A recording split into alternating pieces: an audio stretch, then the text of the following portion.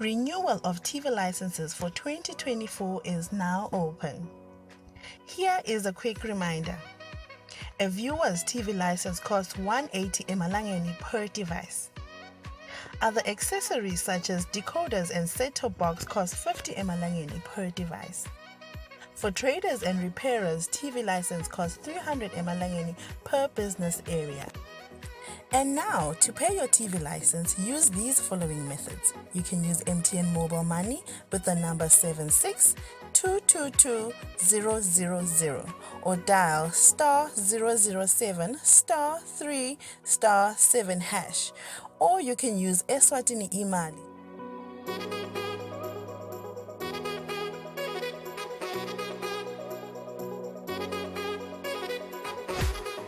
And you can pay our TV license at any post office in the country. Another option is you can use any Nedbank branch using our TV license account number 119900430037. Don't forget, when paying for your viewer's TV license, reference with your PIN at all times. And when paying for a retailer TV license, reference with your TIN at all times.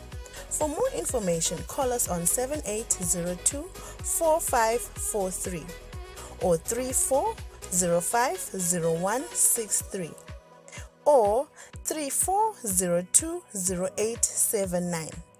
And you can send us a WhatsApp message on 762222000.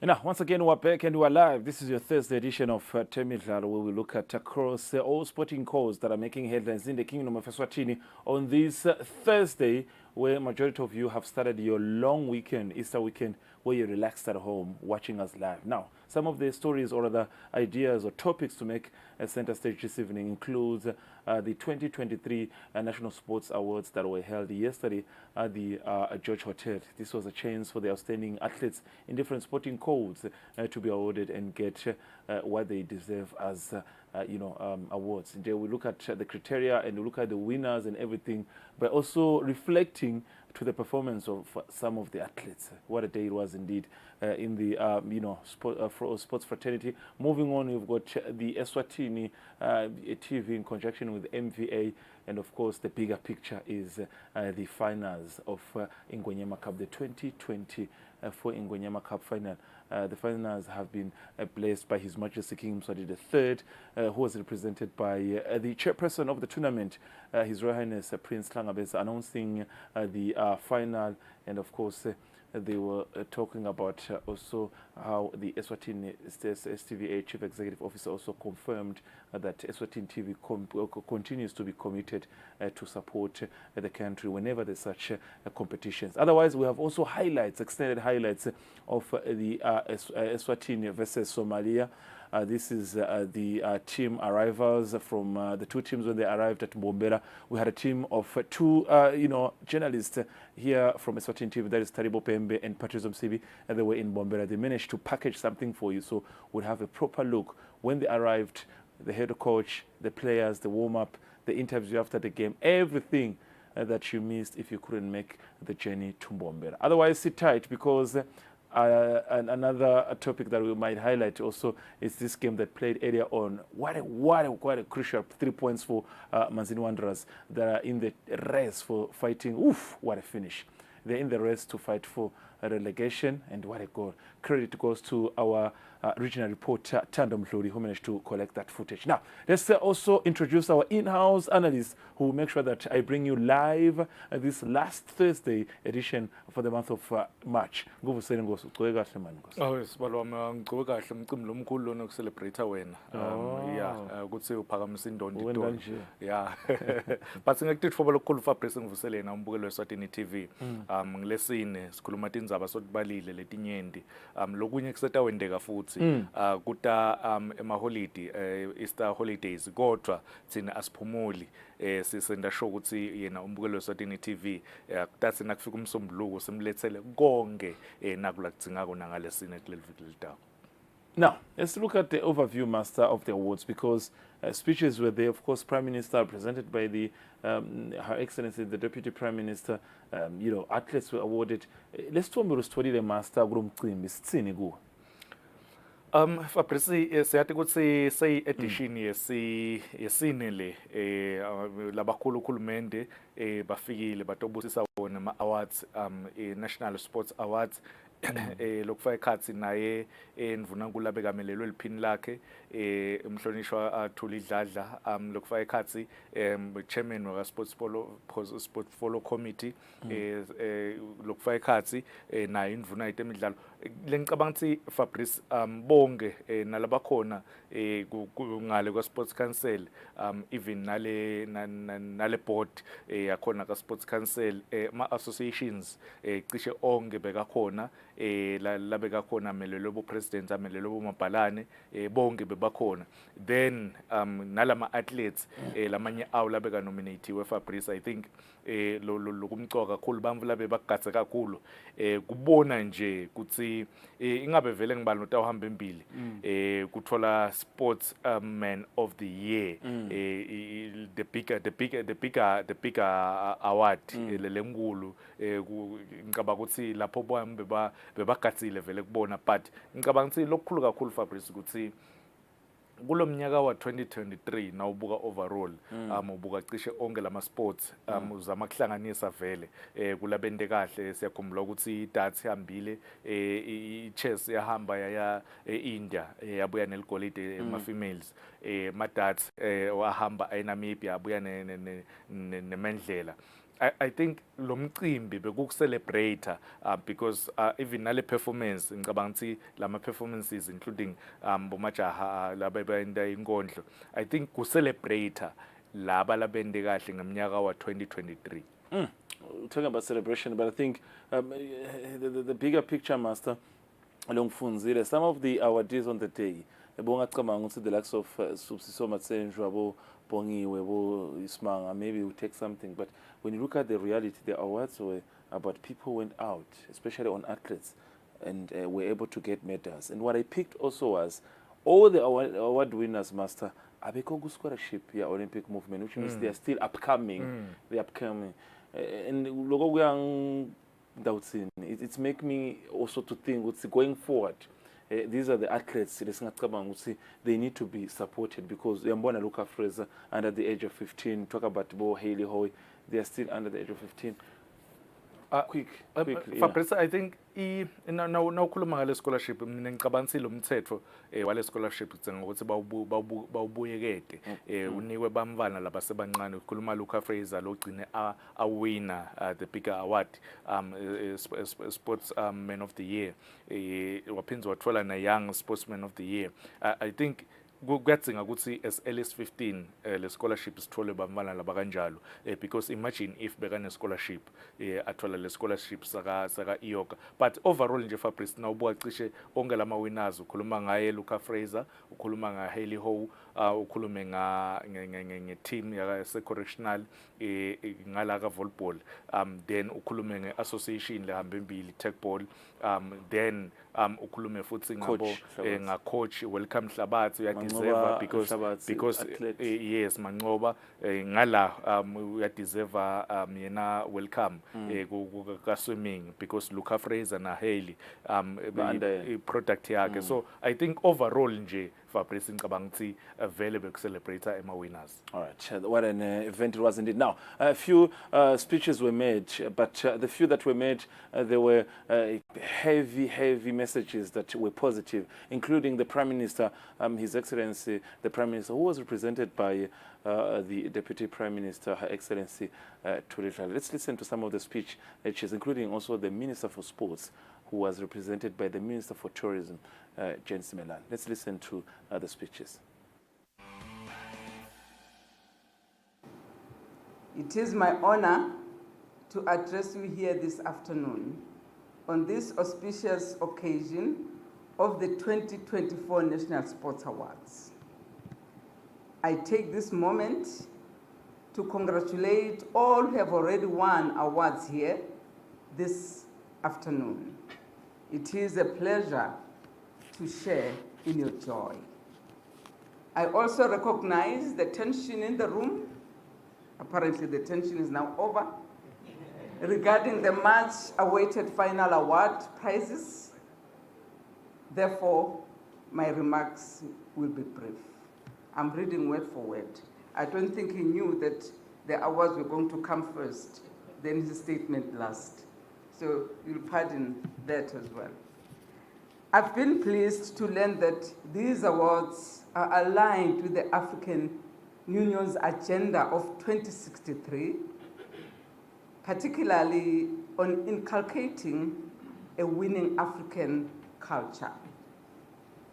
It is important for us to work in sync with the African continent to advance our shared goals.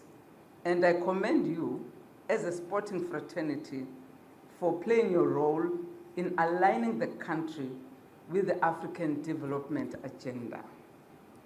I encourage you to robustly localize this goal to create a winning Eswatini culture. Today's occasion is about celebrating the best of what we have in Eswatini, a subject that is dear to my heart. As a nation and as a people, we have for the longest time neglected celebrating what is good about and among us and sought to celebrate what is foreign to us. There can never be any fulfillment in celebrating and honoring people and projects from beyond our borders over what is ours. I'm therefore delighted to be amongst you here this afternoon, celebrating the work, talent, and service of Eswatini. The Honorable Deputy Prime Minister, it gives us immense pleasure as the sports fraternity to welcome you to these awards. Your support of sport, your understanding of it as a vehicle for the transformation of lives of Eswatini is commendable and deeply appreciated by all of us in sport. As has already been mentioned, these awards seek to celebrate the best athletes and administrators in local sport, of which we have plenty. Your Excellency, every national sport program that we implement, such as these awards, is aligned with the broader goals of the African Union, which recognizes sport as a crucial vehicle for promoting African unity and sustainable development. Your Excellency, the National Sport Awards are one of the epitome activities in the Eswatini sports calendar. They are a platform for recognizing and rewarding outstanding sports people, as has been well articulated or will be articulated later.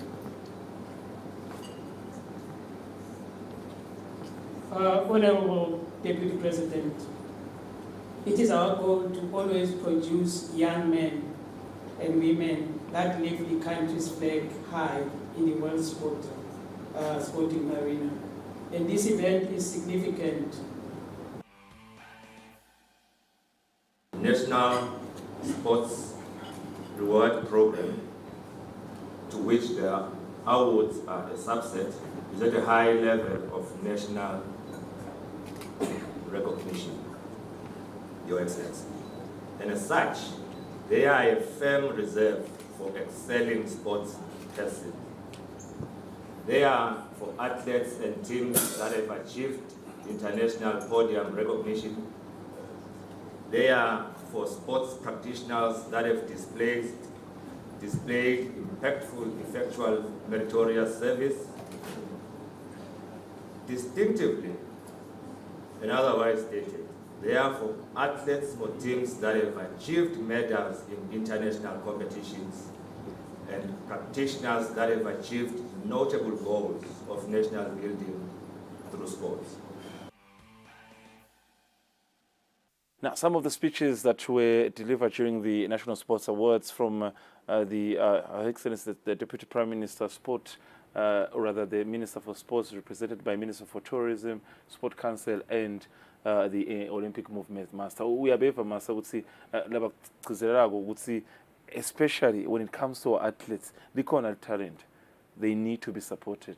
And financially, it's one way we can ensure that we grow. Give them something to motivate them, but also provide competition and boost them confidence-wise. Fabrice, lokumqoka kakhulu kuTemidlalo ngilama athletes.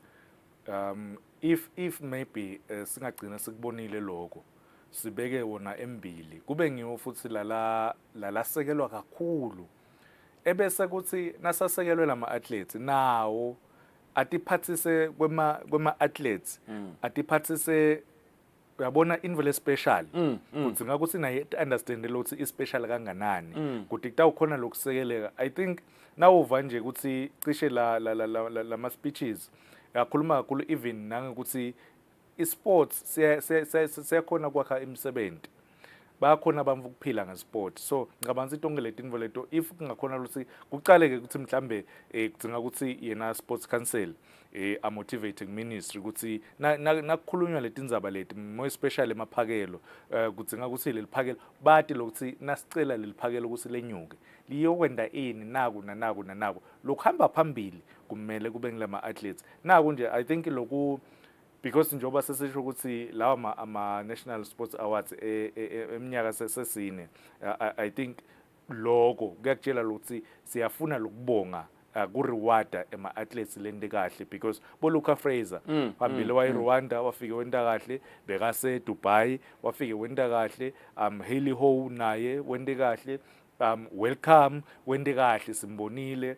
So tonke letinvo letu khuluma nga i-tech ball, I think logo nawuvala ukuthi bachaza ukuthi the sports association kukliye cishe tonke lendlela labasebenta ngayo babuya ke Thailand kuma World Championships and uyabona nalama activities manenge. Coach Welcome bese ngikhulumile ngaye namancoba naye team ye volleyball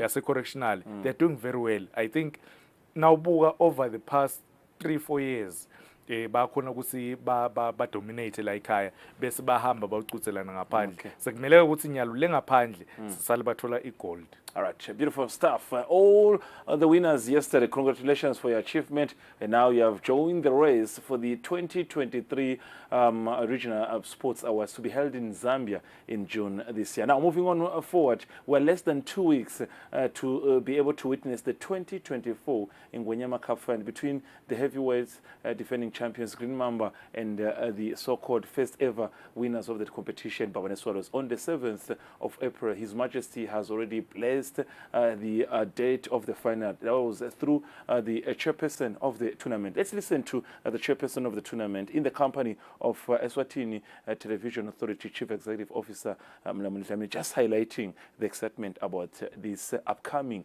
big day in the kingdom. Isibengene asibike ukuthi kambe kule nyanga leswako kambe kuye mabasa mzukana mati 7 shothi kumbe mhlawumbe umhla ka7 live lonke aliphelele estadium sengilapho kawubukwe emancamo ayingwenyama cup ukuthi umsebenzi uyawuqhubeka kanjani nangabe kumbe mhlawumbe lithuba kumbe bambamba kambe litaba khona wonke umuntu ngilapho awubona injabulo yakhe khona ukuthi yena emehlo akhe ayampha ini kambe la ufike akubone bekunene bayithi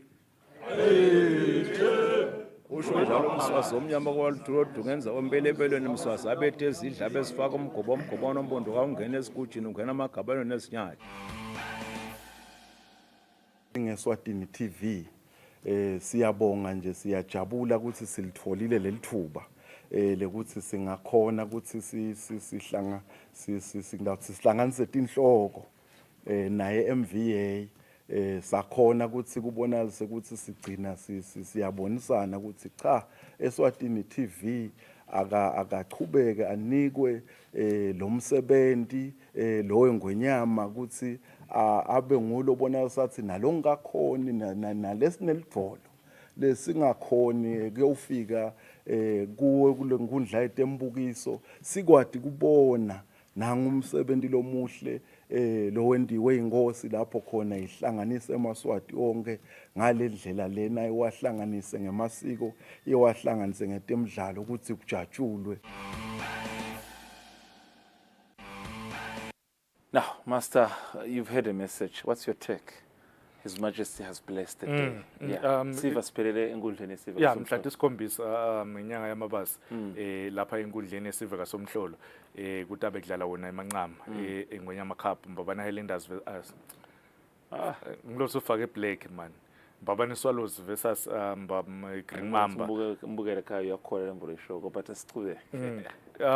So mancam lawa Fabrice I think sekukhulunyiwe kakhulu but lokumcwa kakhulu ema teams emacembu alitholile lijezi lawo lataligcoka ngalelanga lelikhulu onke mahle Fabrice onke mahle laba watholile nali ne Green Mamba mbalo walihlada yes sibonile ke Mbabana Solos bataya bagcoka balicada because bane partnership lensha sponsor not a sponsor le label labata bayifakile so I think sikhathi umdlalo lomkhulu kakhulu Fabrice but lokumcwa kakhulu ke ngetulu kwako konke le midlalo le itabe sakwata bukhoma eSwatini TV uthole lama rights ekusakata lengwenyama cup laba bekhamba labangaphandle batawuthola bona lama rights ngala kuswazi eSwatini TV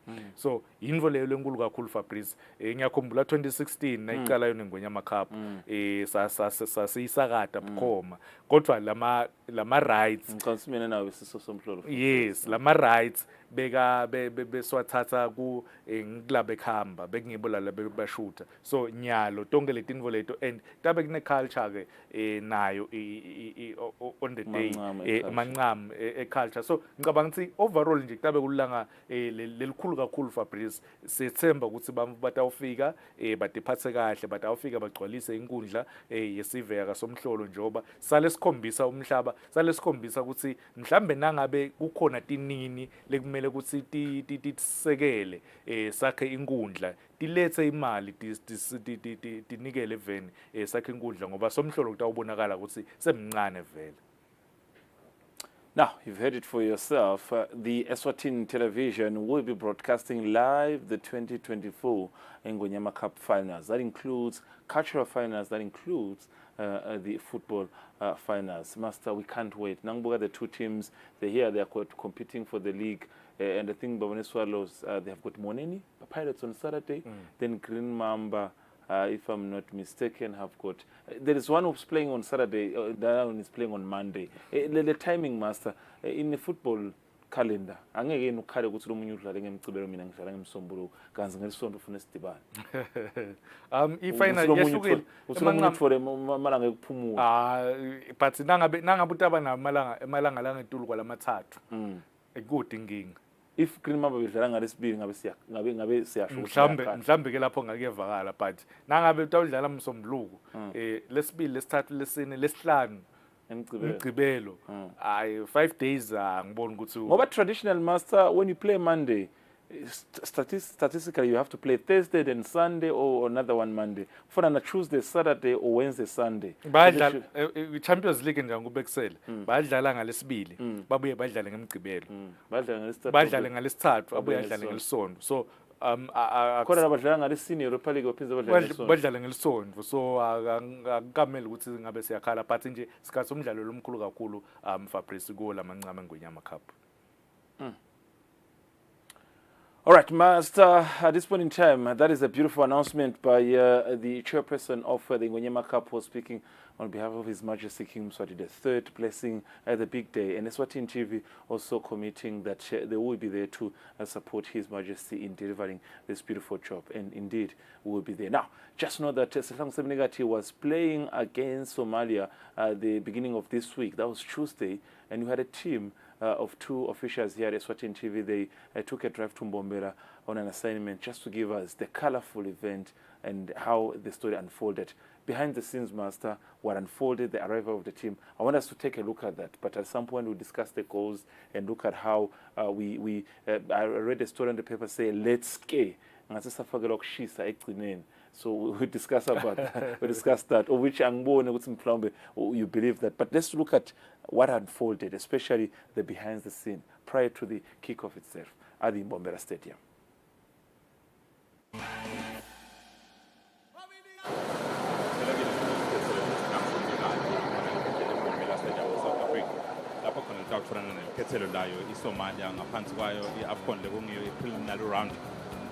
AFCON 2025 letawudlalelwa khona eMorocco. Sikhathile kubona abadlali beyidlala ukusimbona umqeqeshi njengeleader yale team kungeloqhatha kakuqala khona eBarcelona. Ulandzelwa ke ngu-assistant coach Sifiso Nuron Dubane le naye team doctor ukhona ngalana nangena assistant coach Ernest Mafuso siyambona khona la yapha ke sikhathile khona ke abanye abadlali njalo abadlali bahambe naso physical trainer lokho yena Dennis Stenbach legend layo ibhola kanye na coach Anthony Mduli naye ukhona la kulabo badlali laba khona amaqhawe lokho ngiyo ifizo yayo team naye ukhona kulabo badlali.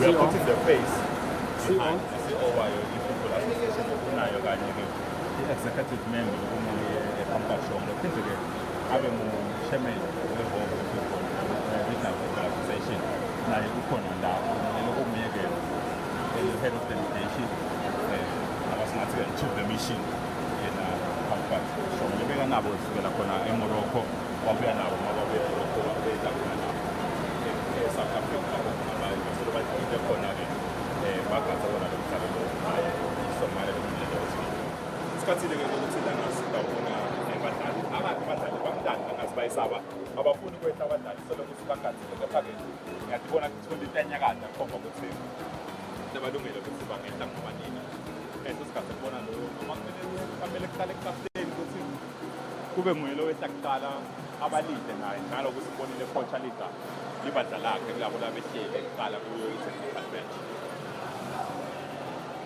Siyambona Mxolisi Manana khona uyehla Thunzi Mkhonto uyehla siyambona Innocent uyehla siyambona kwakhe naye ukhona la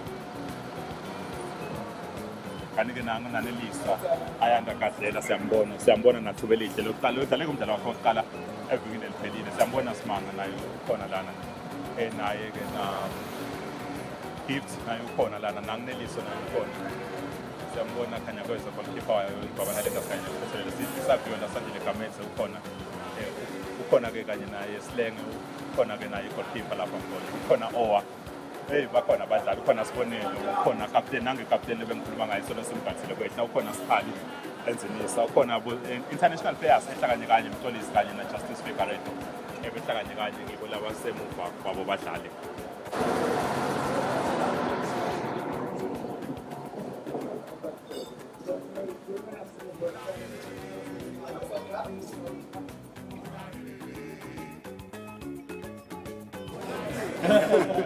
Ayifika tipholele nje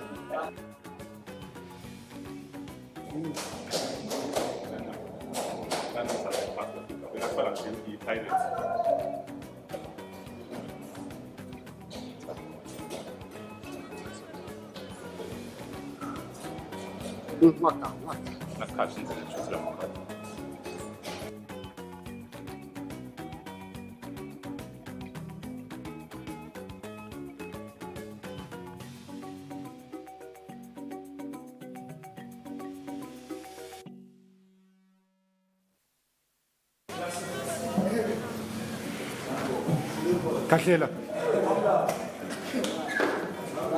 Pukbeka phasi. Sure, yizo. Ashaka. Hola. Alona ngamadlo, concentrate kakhulu. Okay. Hey, Captain. That's it. He's okay. Right, Sabora. Kochara. I knew I Denmark. Sure. I know. Thank you. All the best. Thanks.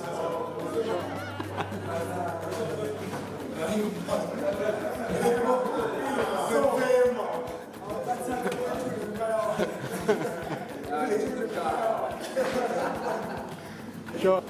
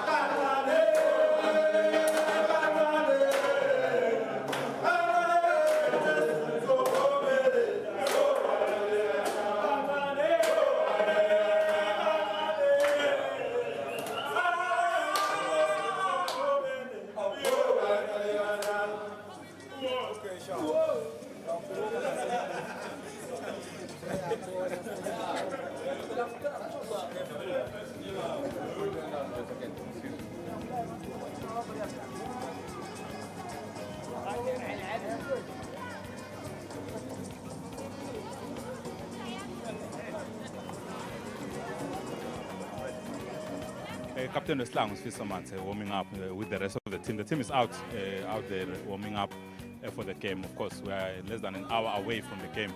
Captain Susamat, he played very well the first game. A deep lying playmaker at 6 behind him, in front of him rather.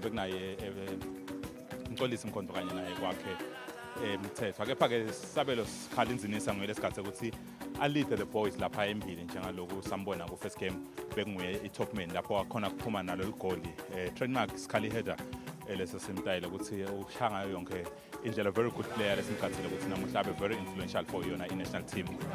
Kanti ke Justice Figueiredo our only one of the two internationals we have in the team lokunguye Justice Figueiredo lekadlalela yona i-Richards Bay eNingizimu Afrika ufikile ke wajoin abadlali last week mabaya khona eMorocco lapho wafike wabuya nalo ligoli lapho kwaba ligoli lokuqala lalomdlalo lo wagcina uphele ngamagoli amathathu eCanzeni watshengisa his qualities ukuthi udlala in a more professional league. He was a real threat for the whole of the game lekayidlala.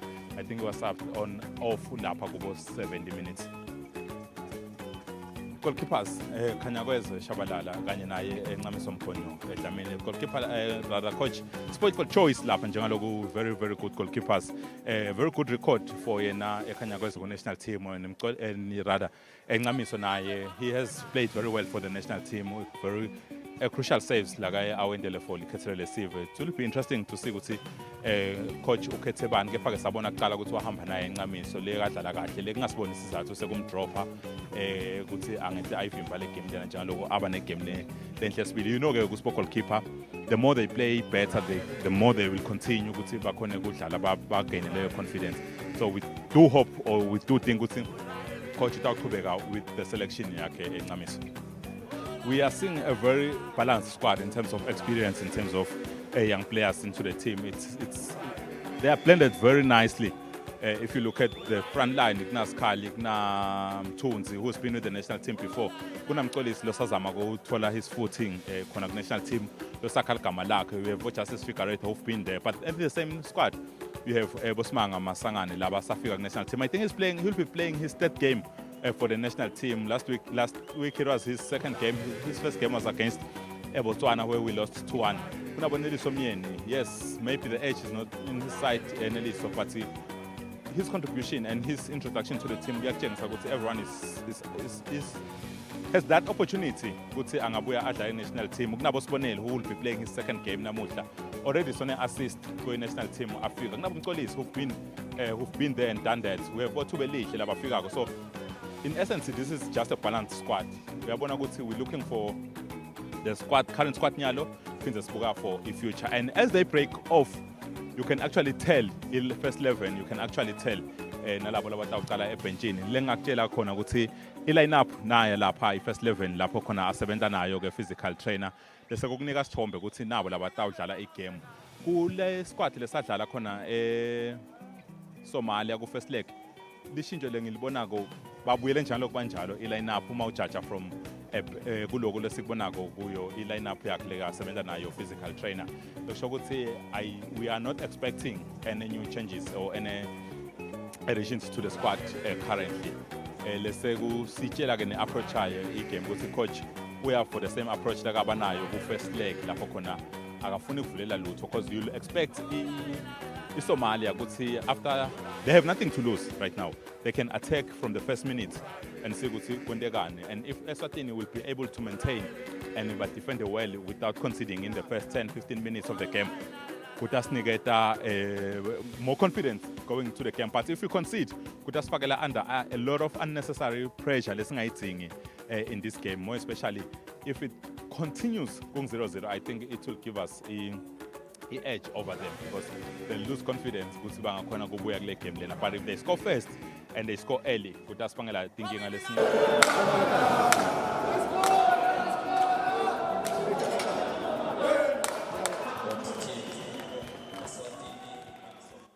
Beautiful stuff. Those are the colors of the national team. Sithang Semnigachi in Bombera, courtesy of our team, Taribo Beme and Patrice Msibi.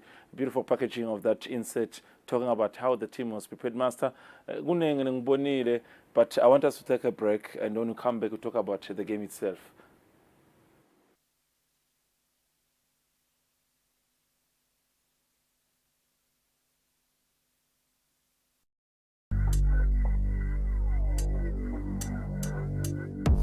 Spar Rewards brings you a whole lot more with 4 days of even more from 29 March to 1 April.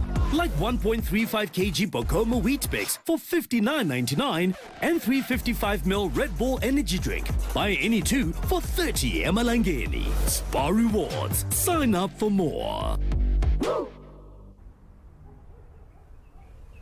Get the rewards card. Go, go, go, go, go!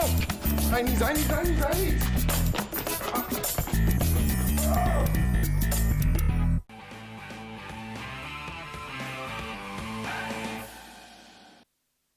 Now, beautiful stuff. Let's talk about the game itself. Now, how did the Slang Semnigachi play in the second round? Where, remember, this was the second game in the qualifiers of the preliminary stage. The last victory that we had apparently was the same opponent, Somalia. Master. Maybe, you know, we observe and do a change. We observe kakulu. Ubonani kule kit lenche lesibona bayigcokile. I-design lekahle Fabrice colors of the country. Yeah, nema colors emjeka oliver kunelihawu lamkhatsini lithine lesivele sicabanga ukuthi incumbi yemave sibonakala ngaloko I think lihle Fabrice lihle angifuni icambe manga mhlambe satomela yona i-Football Association i-launch official ema-fans ama-supporters atawukhona ukuthi alithenge ama-stakeholders sethemba ukuthi atawunikwa ama-stakeholders ngikhuluma ngama-delegates onke a-national team but kule game le because they didn't want to give up so bede batitshele ukuthi bangakhona ku reverse 3-0 i-return leg Fabrice i-tricky because noma ungawina 3-0 but lelenye i-team it's okay seba relaxile lesodlala nawo because iSomalia ngiyajabula nje Fabrice ukuthi kwashaya Monday kwashaya lomnye umbukeli lapha kaLobamba abuta ukuthi kutawendeka ini yona iSomalia nangabe seyitilungiselele what if iSomalia itilungiselele lena ibigcoke kahle futhi nangibuka kit yawo but ukezi ngisongibalo nenzawo neSomalia good answer but nje Fabrice I think njoba ngisho ukuthi ku inzaba ye return leg njoba ngisho ukuthi kwashaya umbukeli la ngumsombuluko what if iSomalia itilungiselele and lomunye wathi kule game le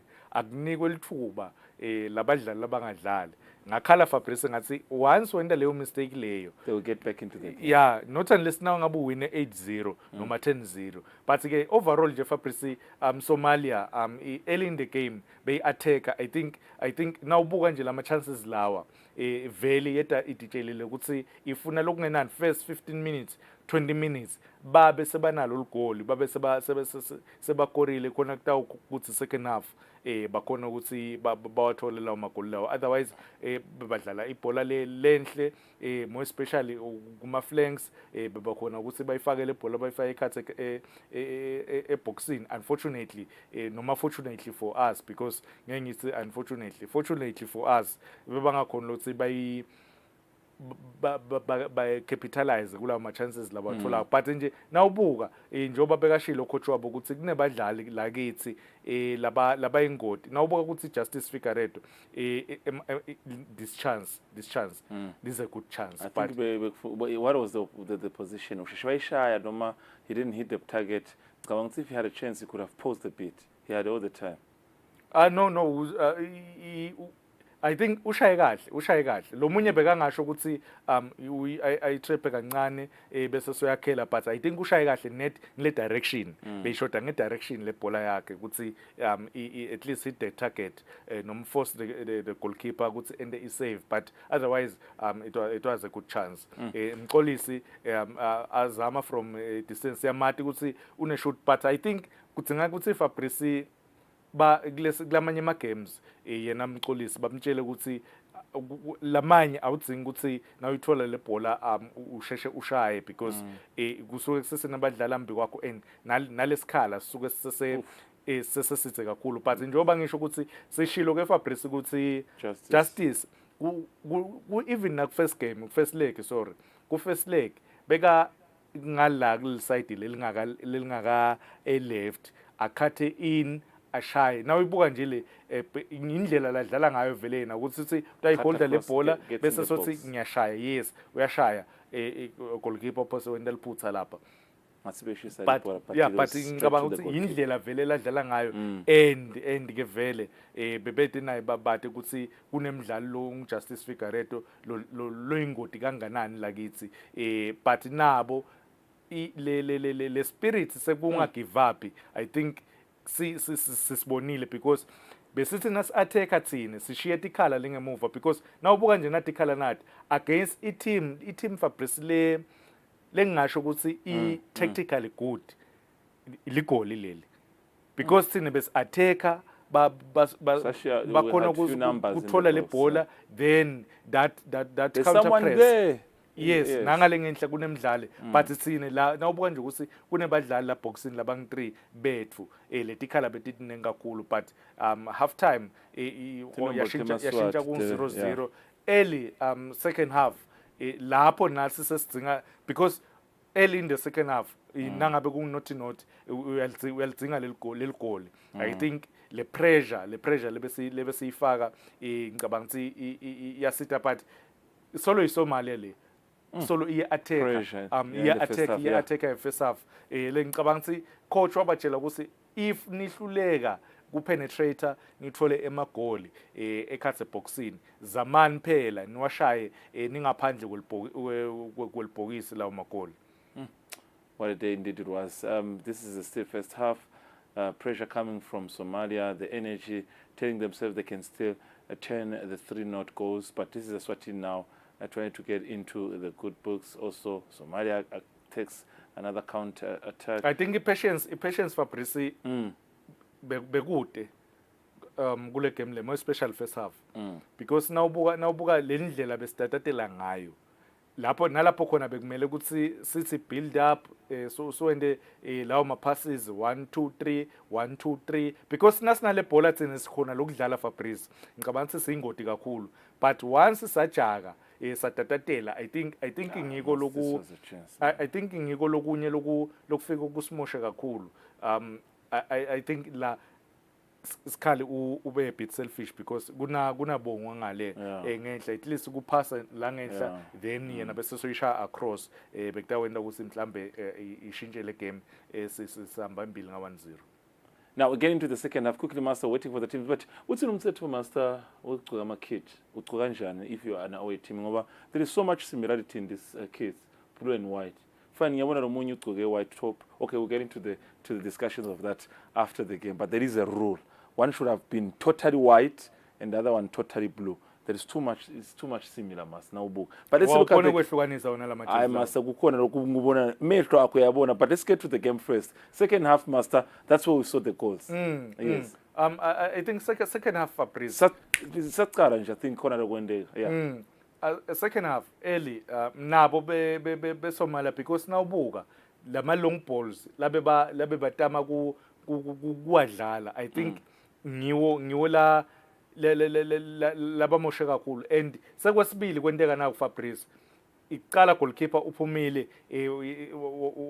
wakhokha ibhola ngale satama kwenda iplay le fast but sangakhoni nenyalo kwentekile lo I think bona second half indvele bese ibasha kakhulu kanti first half bebakhona lokuthi bathi counter basikhanzele tikhala tikhona I think lokho kuzama kudlala emuva because nakusese early in the game the lapses in concentration goalkeeper uzama ukudlala ku builder from the back but uthola ukuthi ayentekile indvela lafuna kuyenda but ngenhlanhla esikhali abe alert because now what's in umthetho Master now ufuna ku release ibhola as a goalkeeper kanjani like uyambona ukuthi he wants to release but iyahamba le bhola but had it been maybe asengibekisa imshaya nje from behind the skull would it be had counted uyidlalile goalkeeper anse yasuka la sandleni sa goalkeeper yawapass umthetho uthi ukufana ukuthi so release wena so releaseile la kuwe not unless sesela sandleni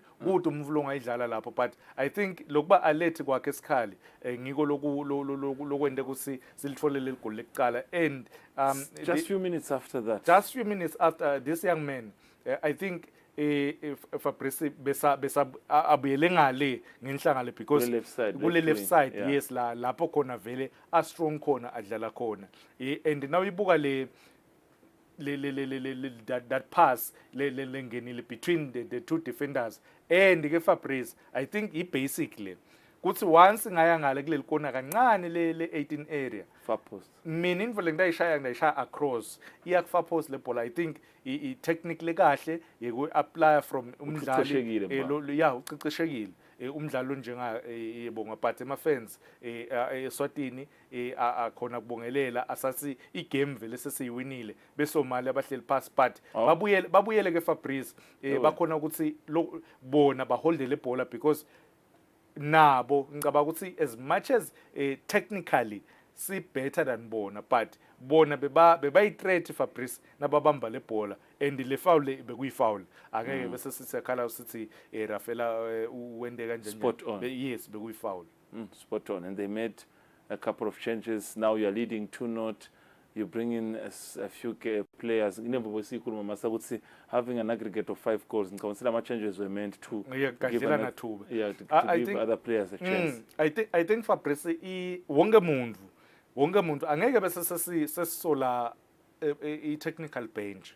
Wonke muntu bekathi nikani labanye mathuba badlale.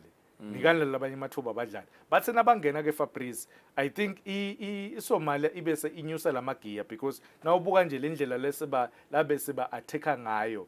And ke thine ngendlela lebe simaka ngayo Fabrice I think kuleli goal leli nje Fabrice indlela lebe ngeke Fabrice kule defense le experience kangaka le experience lengayo ukuthi baku league they are fighting for the league, they are some of the best. I think from ngalangentasi ukuqala nje ngalangentasi from le cross kuya ngale ngenhlangale kuzama clearisha le bhola kuta la mkhatsini kungakhona ikheld ibhola la kusifiso ngacalculate. I think kunengilo lokwendeke kabi kuleli goal leli lecala leSomalia tinvo lengicaba ukuthi akamisa ngakumpembe umplay kancane uphumenga naye uthi calculations because naye nawumbona bekalandzela le bhola angale ngenhlangale but again Fabrice build up siyazama siya builder ibhola because sithi iSomalia ayitelakitsi but si builder kanjani ke Fabrice because now builder awuyifaki le bhola lapho khona the opponents abanengi khona. If maybe because now ibuka nje 1 2 3 passes then siyifaka direct la mkhatsini wenda kanjani Fabrice kunamcolisi ngala ngaka right vula lel ground because now uzama uthi wena ufuna le opponents etela kuwe uyawahlakata wenda sholo ukuthi uyawahlakata because naso wenda ukuthi uyifake la mkhatsini la labagcwele khona vele batanipanisha because beningakagadzi nini yaspanisha ke iSomalia yashal goal lesibili lengicabanga ukuthi bekungakamele Fabrice ukuthi siyidraw igame yeSomalia ne kube ngu2-2 bekungakamele. What are the positives, Master? You have your own analysis. What are the positives you're taking from this game? The positives, especially this 2-2-1. The positives now aggregate it's a 5. Okay, that's obvious. Ngibuka the performance of the team. No, ngibuka amagoli mina Fabrice. Lokuthi ngibalelo 5. Ngibuka lamagoli. Kodwa Fabrice lele ngikhala ngako. Uyakhumbula na first half ngithi if mhlambe bezidlala ne team le tactically better than us bebata Spanish le game lena nje bebata mshaya 4 noma 5. I think logo kuthi ngathi sekulungise from but ke Fabrice le kumele ukuthi sekulungise kakhulu. Sifiso kule game le Sifiso Matha most of the time bekadlala the holding role kudzinga ukuthi the technical bench it decide ukuthi ngibalo lo tawudlala number 6 ngibalo lo tawu protector le defense then Sifiso abuyele abe number 8. I think logo then nale defense ke bayilungisa kakhulu because yes sibonelo bekuyi game yakhe yesibili Mxolisi so zodlalela ecishe ayifika ku 5-6 ema games lawadlalile. All right, now let's move on now. MTN Premier League up it's back and we're talking about the game that opened the Easter weekend was Rangers versus Manzini Wanderers at Kings of Zamora II in Hlangano, Master. Oof, what a victory for Manzini Wanderers, Master. Courtesy of our regional reporter, Tantom Mhluri. Master, utsatsani kule game. Are they slowly gaining momentum? Is this why the big name counts? Look at the finish. Oof. I think Fabrice le result le isho lokukhulu kakhulu kuManzini Wanderers le win nje and le goal. This is a good goal for Fabrice. But le win for Manzini Wanderers, I think it aba booster but Stumo goalkeeper Rangers. I think goalkeeper lone experience mine angifuni ukuthi ngiblame abo goalkeeper kakhulu but kulama bhola lawa Fabrice nawa punch ungathi uyawakhushina ngathi italakhathi le tandla uyativumela uyishaya le bhola ihambe isilante ibheke ngale but I think the win the victory for Manzini Wanderers isho lokukhulu kakhulu yes bekakhulumile pro wayo i Rangers anzinisa building up to the game lena kuthi batayiwina le game but I think for Manzini Wanderers it's the win isho lokukhulu kubo. Now back on Monday when we talk about more activities on the MTN Premier League, let's go back to the awards, Master. we didn't give an opportunity some of the winners to shine and see their visuals. Luca Fraser, two awards: outstanding junior sportsman of the year and outstanding star of the year. Under the age of 15, Master, I think my first assignment I covered him when he was 9. With his height, that was 6 years ago, and I could tell myself he's got the future. Then you've got Haley Hoy, same thing. You've got also Mohammed, special Olympics. Olympics. Shagan Mohammed, special Olympics. Special talent. Yeah, went to Germany, represented us, and then I think he did very well. We keep looking at some of the winners from the visuals. This is the youth darts team, Master. It darts the singasho ukuthi isheshere le award ne volleyball team. But so, I think it darts Fabrice kumele sibashayele tandla yena President Kofi ne executive yakhe bosibusiso Bajis Mapalane nabo Flag, they are doing very well. Then volleyball, I think Sunrise volleyball Sunrise, yes, correctional muhle lo msebenzi muhle kakhulu Fabrice. I think kuyanqomeka and cishe onke lama winners because Mancoba Hlabatse, look at his years. Mancoba Hlabatse, I think uyile eTaiwan eminyakeni lophelile Fabrice wafika wawina i-marathon khona. I think beka deserve kuthola naye le award lena waya wafika wayiwina i-marathon eTaiwan waphakamisa yakhala i-national anthem. Remember beka wine local before Thailand. Before Taiwan. Beka wine le race stake. Yes. Beka yiwinile asesteki.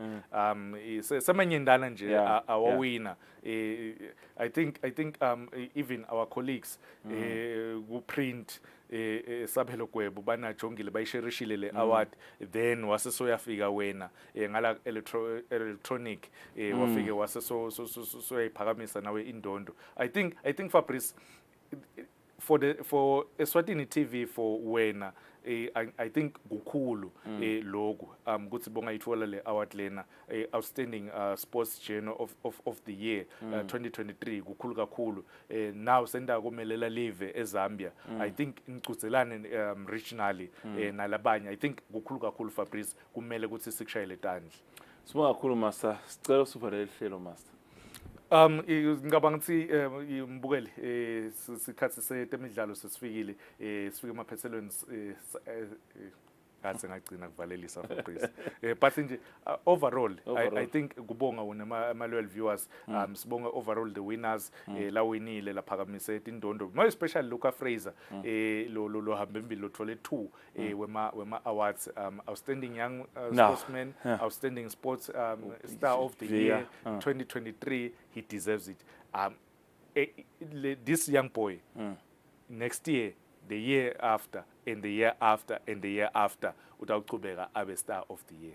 They have it. That was Eswatini TV bringing you live, your #1 channel, bringing you the awards, updates. These are all the winners. Techball president, also Talibo Beme being president in the front. We've got coach, we've got Maswazi Shongwe also getting the award as a legendary. And what a day it was. And to us, Eswatini TV, we are the most.